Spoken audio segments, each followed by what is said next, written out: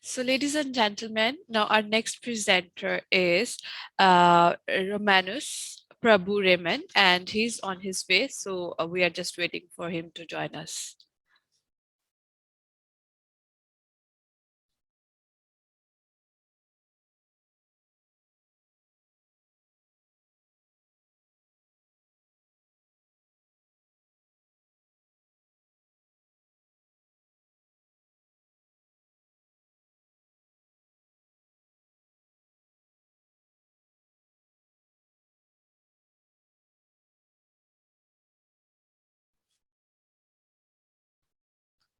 Hi, good morning, Romanus. How are you?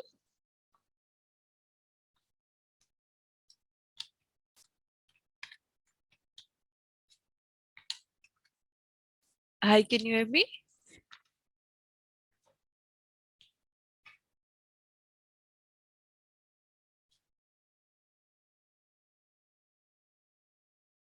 Hi, Romanus. I cannot hear you.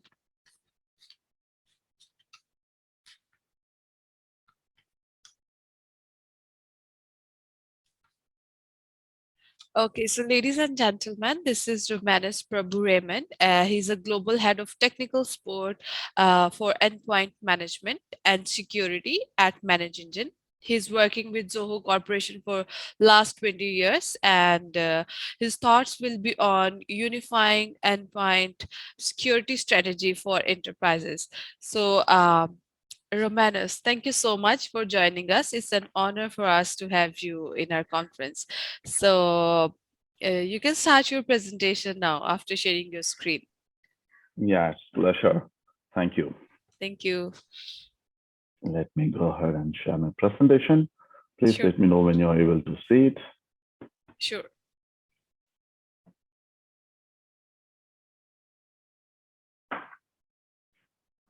Can you? No, not right now. Okay. Okay. Give me 1 second. Okay. I do have your slides. If you want, I can share my screen. Nothing to panic. I have things available here. Okay. 1 second. Yeah, it's working.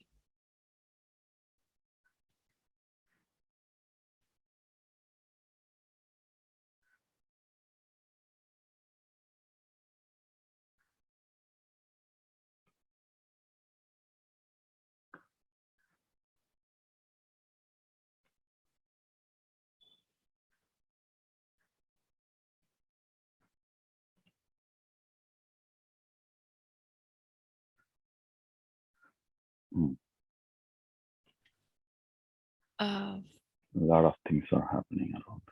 No issues.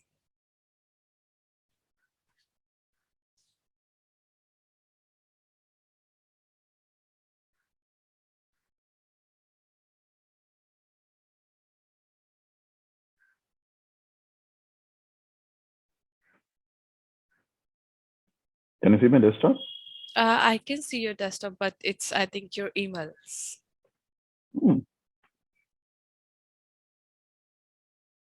It's not letting me to move.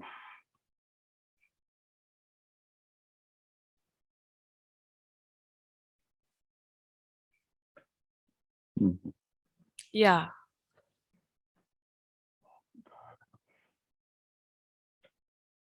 I can see it now.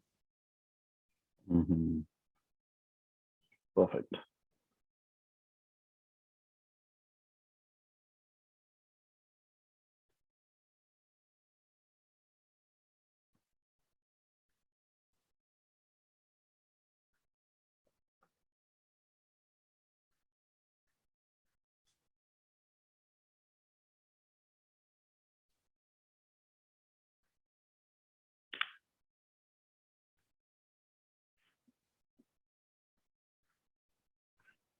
It's all set? Yeah, it's all set. So good luck. Stage is all yours now. Thank you. Thank you. It's a great pleasure and happiness for me to be here on the sixth Global IT Security Summit Asia. Thanks for having me. I trust each one of you is happy, healthy, and being a blessing to others in these challenging days. So, this quick session is going to be about unifying endpoint security strategy for enterprises. Now, you might think why you need this at this point of time. And if you have a habit of going through the threat analysis report from various vendors, you would find there are different landscape from which your businesses are being attacked. Now, one of which primary area, or I should say, where you have vast majority of such vulnerabilities exist across the endpoints is so critical, crucial for you to protect them. Now, we should have a strategy. The strategy what you had probably 2 years back or last year or beginning of this year might not be the same because now things have changed. The threat landscape and the modern attacks are changing as and now. Now, in order to cope with that, in order to ensure that we also understand and cope with the new modern attacks, we have to ensure that we are protecting our endpoints with the right strategy. Now, in order to achieve that, so we'll go ahead, try to understand what we have done last 2 years and how we have coped ourselves to be in business ensuring security on the endpoints.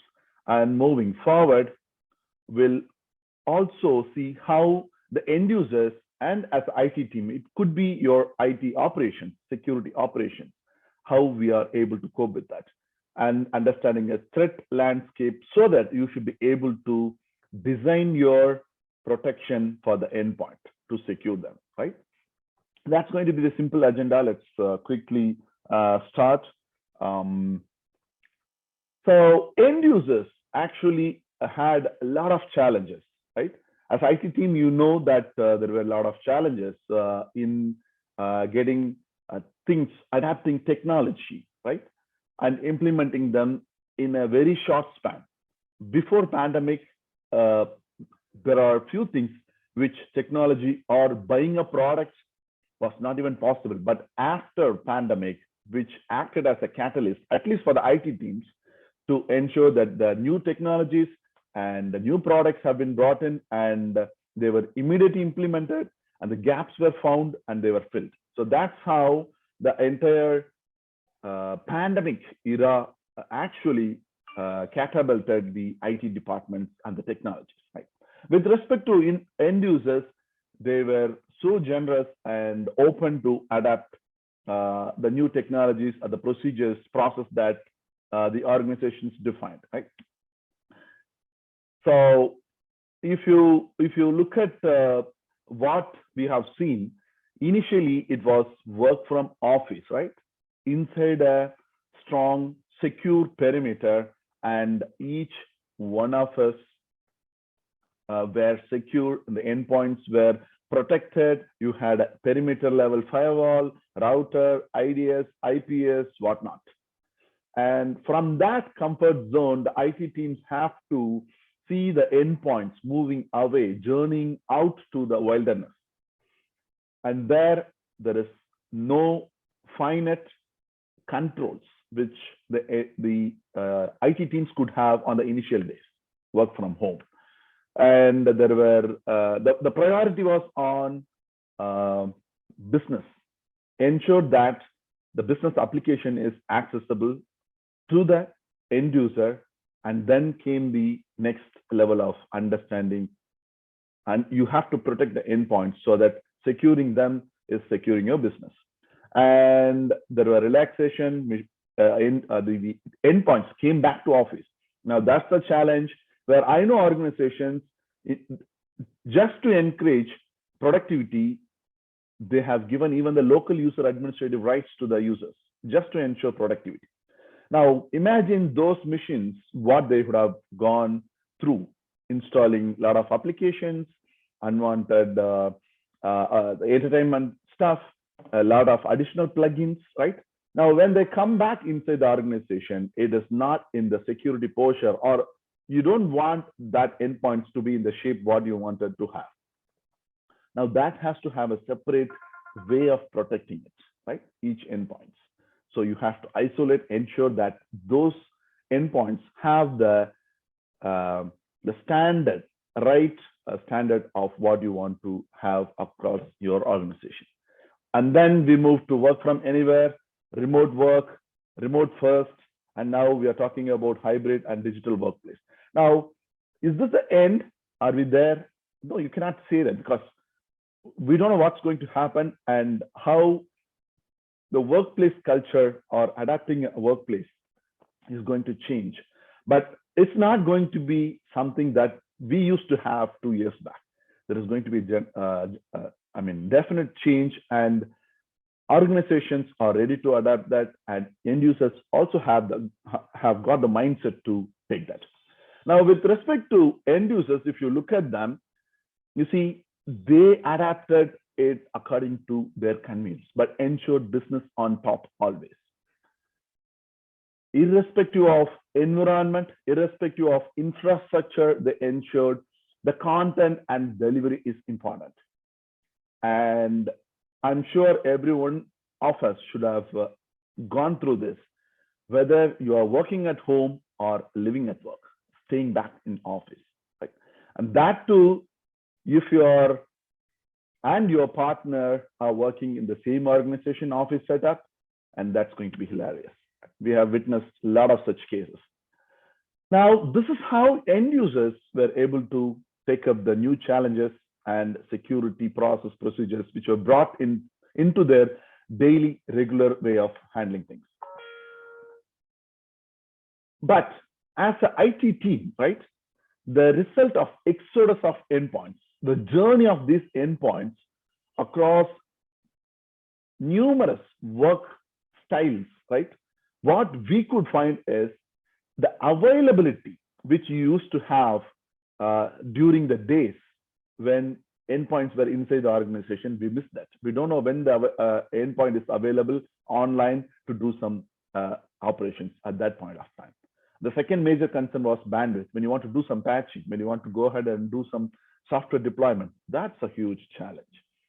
And then productivity, as I said, business application reachability, and then ensuring the security of the endpoint, which could break, because they say your endpoints, any vulnerable endpoints is your weakest link in the chain of business, and that's going to cause the business down or downtime. Now, having these challenges, there were a lot of adoption in remote work because the actual environment was not looking good, just to ensure that you can go to a workplace and start working. So there is more adoption in terms of remote work. And this is a report from Gartner, which talks about the average growth across all countries would catapult from less than 25% to more than 35% by 2025, right? You could see almost by 2022, most of the organizations are cross that global average. And given with this information, there is also other predictions, like by 2025, the cost of cybercrime would grow up to $10.5 trillion annually, right? The average total cost of data breach is also increasing. And in the last 17 years, last year's cost was the highest. So we have to pay more for the cybercrime, or we have to put this way, we have to pay more for not protecting the endpoints and the infrastructure from the threat actors. So the businesses have to pay that. Now, how do you go about challenge this, understand this? Now, what we have to really understand is during this course of 2 years, right, the thin lines between the so-called endpoint management, mobile device management, PC management, mobility management, consolidated, they overlapped, and people have to do security and IT operations put together from a single tool and from a single person. It's expected out of a single person. So the boundaries overlap, and I should say it's consolidated. So when you say PC management, that also includes the mobile device management at this point of time, right? So keeping this in mind, using a single tool, you should be able to, right, do IT operations work, security operations work, and if there are any incidents, you should be able to pull out information for that. And ultimately, securing the endpoints in such a way with a layered approach, you should be able to ensure the business continuity always. Now, with that, what is the understanding we have now, 2022 and beyond? So these four things, at least we could see as a trend. There is a permanent change in the work culture. The top priority is going to be on endpoints because that's scattered across the organization in different locations. Ransomware will continue to be the most threatening thing for IT, and IT is consolidating in terms of operations and security. Now, in order to understand and give our approach better, you have to understand how basically these things work in terms of attack in the modern days.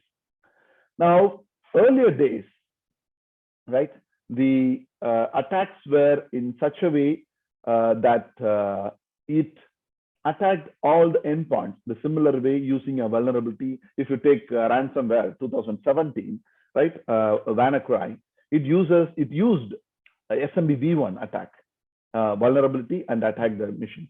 People didn't care about the patch which was available, released by Microsoft 2 weeks back, and all the internet-facing service were available on the internet without patching. And that's the maximum level of attack which could happen, which we have seen. It's so popular, right? But the attacks happening nowadays, take a look at the colonial cousins, or pipelines, or the JBS, right? Now, those are human-operated targeted attacks. Unlike WannaCry or previous attacks, this is going to be different because they are all human-operated and targeted. Now, that means what I'm trying to say is now it has become an industry. Ransomware as a service is available. Any small-time criminal, cyber criminal, would be able to rent that, right? Have a tie-up with bigger organization, criminal systems, and then able to do a targeted attack. So that's why you would find not only the large enterprises, but also small, medium enterprises are being attacked. And they also do this on targeted basis, looking at the healthcare sector and the educational sector, where you have definite shortage of skill set, right? Next to the chip shortage, you would find security skill set is the next one which is there. Now, this ransomware attacks targeted and human operated and with intention of extortion and weaponizing what is there inside the organization. We'll just have a quick look into that. So what we have to understand is, on a high level, any threat actor is looking for vulnerabilities. It could be email phishing, or just to directly get into your organization, or any compromises in terms of ADP. So even this month's Microsoft patch, there were 3 0 days. 71 flaws were fixed, but 3 0 days. And imagine if you don't fix that in a day or two, right? That's going to be easiest way to get into the organization endpoint. Now from there, he's going to just move on and then take the data, ask for ransomware, and you become a victim. And there is one more twist to this approach. There is a double extortion. It's not only about taking the data, it's also about selling the data in the dark web. Because any data in the dark web is useful to someone. So I know organizations which are having dedicated security people to monitor dark web just to ensure their data is not showing up there, and in case they have to take immediate action. Double extortion, ransomware, and putting it on the dark web. And there are now triple extortion, where not only about the ransomware, they also say threat the victim about the leakage of data into dark web or to the competitors or to the public, where by case there are also triple extortion. Now we understand that how it's happening in terms of ransomware. Let's get something more in the process of how these attacks are happening, right? So let's look at the organizations which work for this. I would say the first one would be the Lockheed Martin, where they have a kill chain, cyber kill chain methodology. They created this based on their understanding how the recon happens, how they look at your organization and select it, and how they see how good is the organization for the attack, what are the gaps they could find, and how they weaponize things against you, come inside, infiltrate, move laterally, take the command, take the control, and then do the massive attack. So they have defined steps in terms of how it is being done from their point of view. They have designed it. And similarly, if you move on, you have the very famous meter and attack, right? So they have their own TTPs based on large number of such collections, attacks, and forensic reports from there, starting from recon, right, to the impact, right? So there are a lot of steps. They have broken down into different steps, and then you should be able to categorize each attack into this so that you can understand the attack vector better and then able to protect your business. So there are different TTPs. Even if you go now, you would find additional TTP added to that. The TTP, what I mean is tactics, techniques, and procedures, right? Now, using this, you should be able to understand how the previous attacks have happened and secure your network accordingly, fill the gaps accordingly. That's the objective. So meter and attack is one such thing. And you also have this with Microsoft. They have also given illustration of how the attacks are happening and how you should be able to protect your network based on the understanding what you have, right? So it's simply divided into three segments: environment, traverse and spread, and execute. Now, having a proper understanding this is going to enable you in understanding how the attacks happen so that you can protect your network. This is one sample table from the attack were used by DarkSide, right? You would find the software listed there on your first column and type of software, right? And the tactics used in this attack. So free software, you will find more free software and more bits, PowerShell, right? PSEXE, WMI. And there are also software from Cox type of applications. Cox are nothing but commercially available off the shelf. You can just go and directly purchase, right? Those kind of applications. Now, having a summary of this, of a high level understanding, so it says that 90 to 92% of such tools are basically publicly available, free tools or commercially off-the-shelf applications. Only 8 to 10% is something that they develop for the purpose. Now, we have to understand two major things from this one. One, you have to start looking at your network, your endpoints from the threat actor's point of view? How is your network from his point of view? Now, in order to achieve that, in order to do that, what you have to do, take these reports, these kind of reports, and then use the free tools to see the gaps in your network, in your endpoint protection, and try to fill them. So that's the best way that you can understand your network, how it looks from the threat actor's point of view. And two, most of the attacks are happening through the living of the land. So what do you mean by living of the land?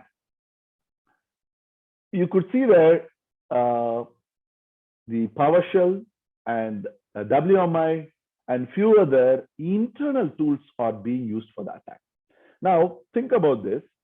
We'll cover that probably later, but I'm just giving you a heads up. When there is a known person with a known device to the organization, authorized device, authorized user, approved applications like your WMI, your PowerShell scripts, and other applications. When this combination is doing some operation, most probably you will not suspect that is a malicious operation, right? Now, that is something that we have to be really cared about, worried about. Now, when the same person who's working on unusual times, when the same device which is reaching out to the servers or the data backup, which it usually doesn't go, and he's working on a weekend or a late night or doing some excessive copying, right? These are all the symptoms in terms of behavior that should give us a clue and protect.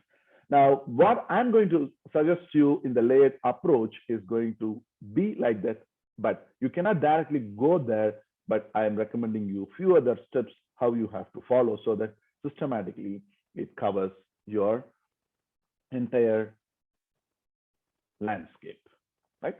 Now, this is the one which I want you to suggest to have it as a strategy for your endpoint management.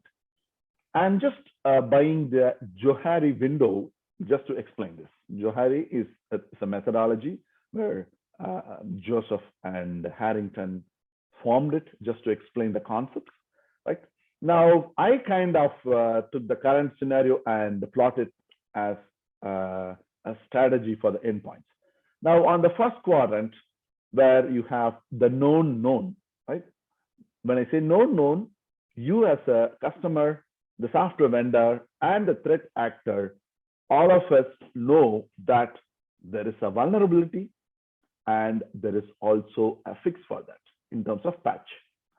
Now, as a vendor, as a customer, you have to take that and deploy it.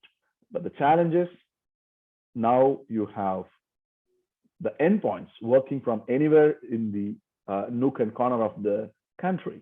Now you have to ensure that you reach and ensure that it is patched.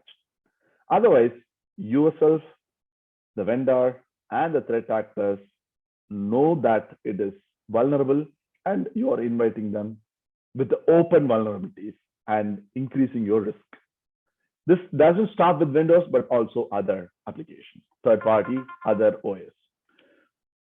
Moving further, the top right corner and the bottom left corner, I would label them as blind spots, right?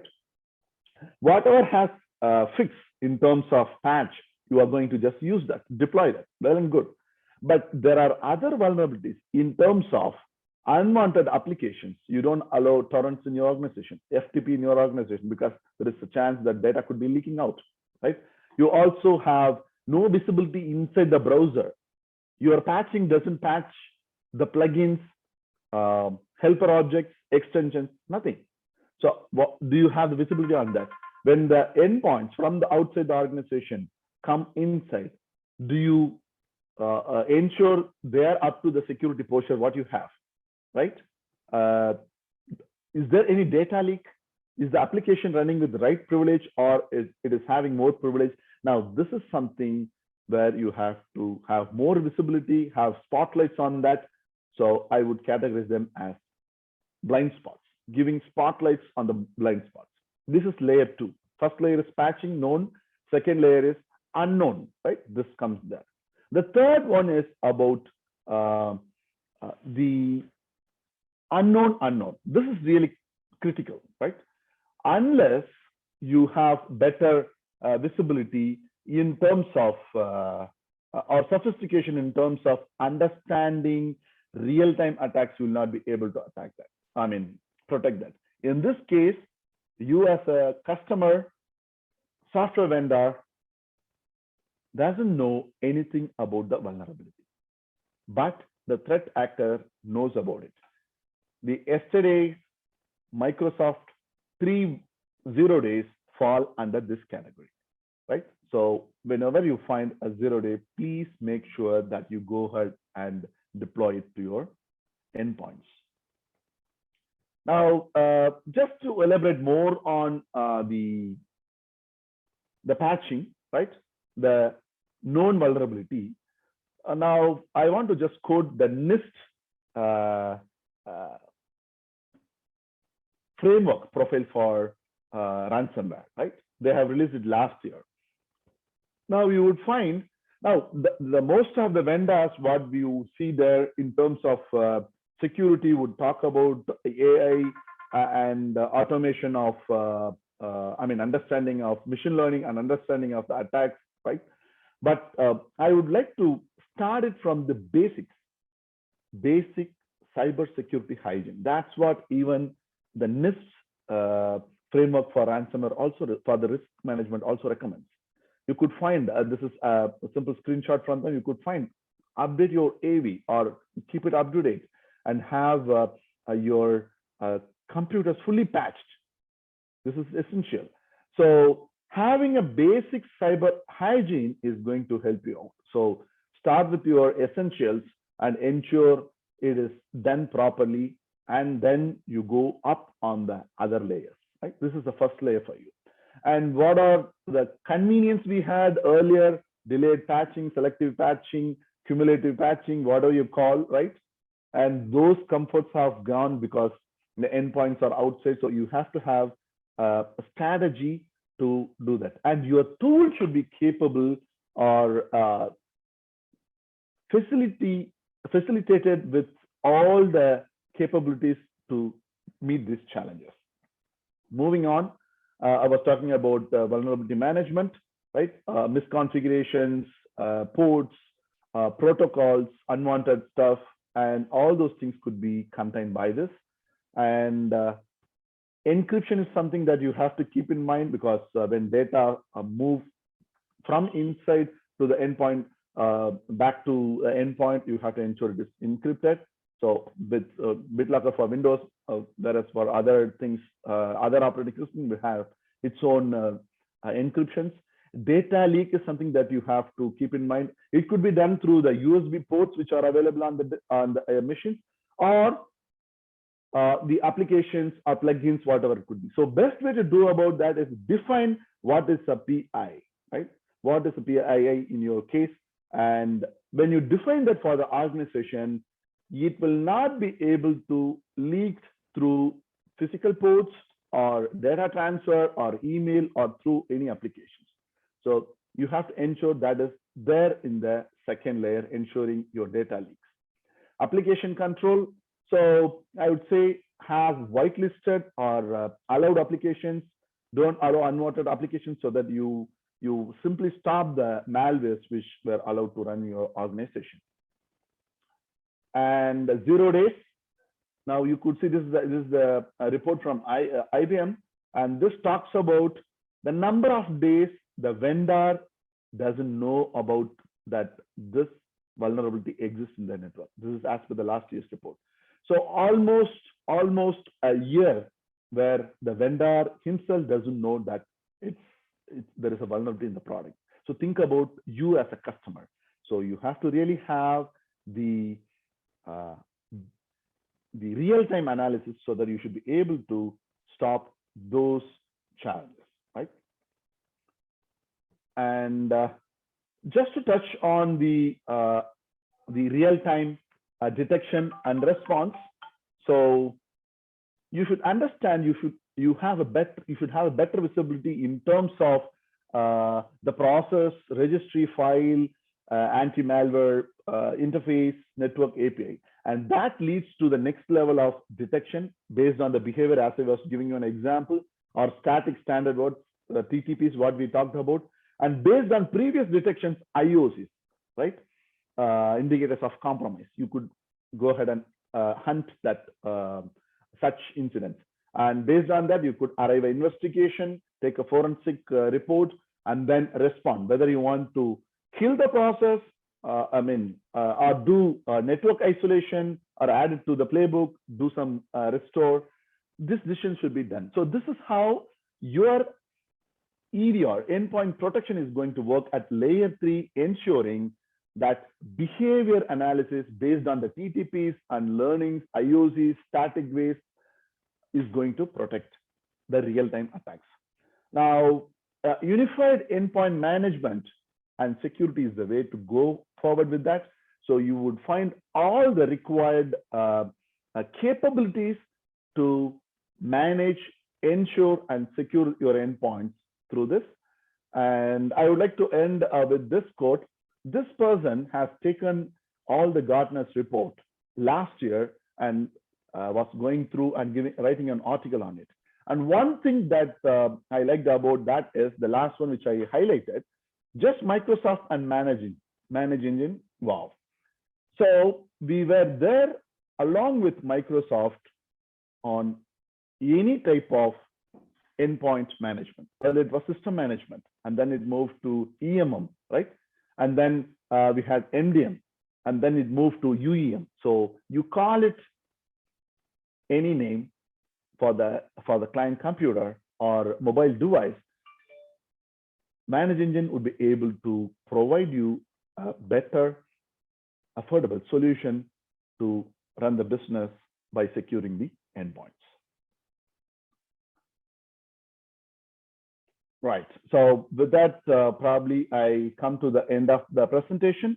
Here is the high-level information about the products which I have placed just in the relevant quadrants for the vulnerabilities, known vulnerabilities, for the unknown vulnerabilities, and for the unknown areas where you should be understanding the real-time attacks based on the behavior and TTPs, IOCs, and that is part of your EDR and next generation firewall.